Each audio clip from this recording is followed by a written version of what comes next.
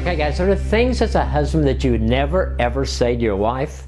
Absolutely. So here's the top 9 on my list. Number 1, you're just like your mother when you say that in a negative way. This comparison was often used as an insult. It can be deeply hurtful. It disrespects both your wife and her mom. This can make her feel deeply hurt. She might feel who she is as a wife and a person is being dismissed. And that could lead to resentment and a sense of being misunderstood.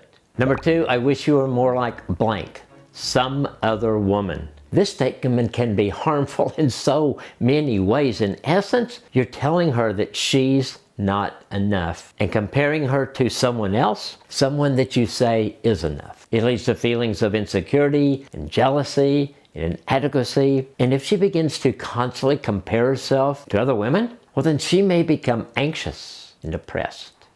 Number 3, you're overreacting, or you're too sensitive, or calm down.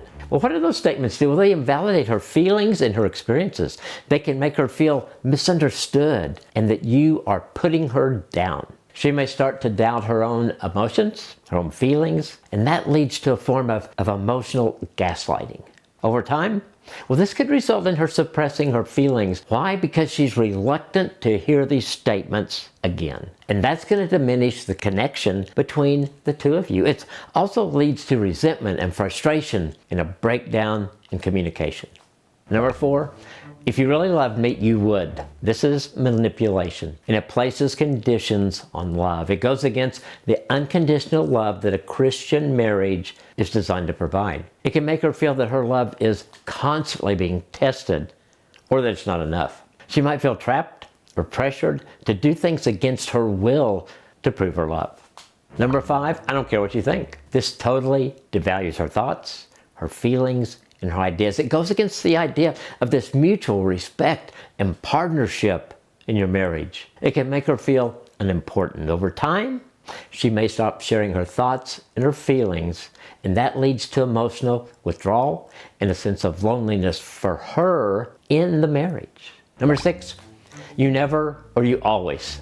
Using those absolute statements. Well, these generalizations are almost never accurate, and they often exaggerate the negative behaviors instead of focusing on the positive ones. They can make her feel unfairly labeled and attacked. She may become defensive and frustrated. She may feel that her efforts are being ignored. And this could lead to hopelessness because she might feel that you only see her in a negative way, no matter what she does. Number 7, I told you so. This phrase prioritizes, and it creates a win-lose situation.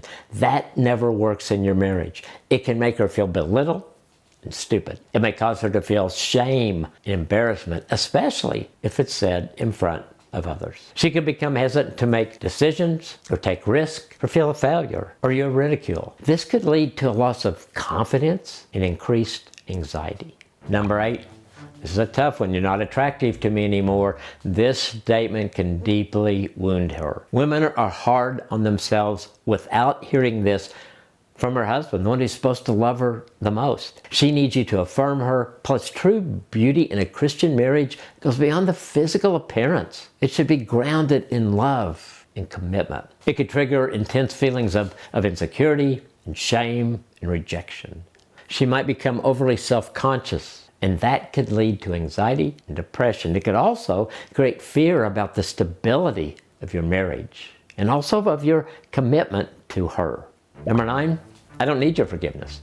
This goes against Christian principles of humility and repentance and reconciliation. It can create barriers in your marriage, and it affects the process of healing after you guys have conflicts. Your wife, she may feel powerless and unimportant in your marriage. It may lead to feelings of resentment, emotional distance. She might feel that her feelings are being dismissed and that reconciliation is impossible. So what do you do? If you've said one or more of these hurtful things to your wife, well, there's several steps that you can take to address the situation, and then you can work towards healing your marriage.